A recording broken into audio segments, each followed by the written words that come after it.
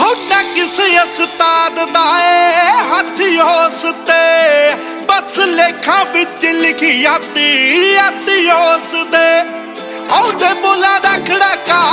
थे यारा वांगू नी मुंडा पावर च मुंडा पावर च पावर च रहंदा सरकारा वांगू नी मुंडा पावर च पावर च रहंदा सरकारा वांगू नी मुंडा पावर च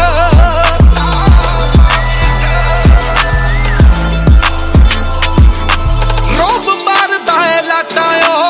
उसदे शरीर चों नीओ फुट उच्चा दीदा आम जई मंडीर चों गुस्सा गब्बरू दा जवा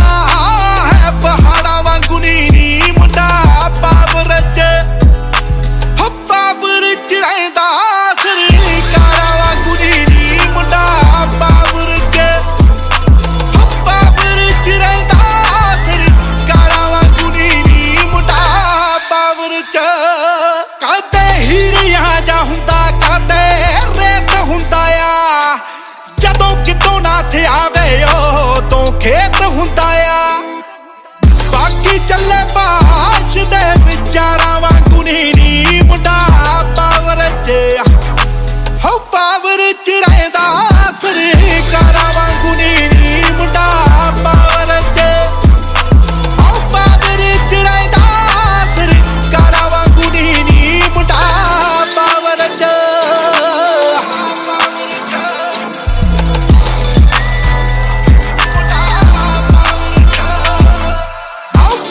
बात दुनिया तो यस दी काले शीशिया जो चाबी मारे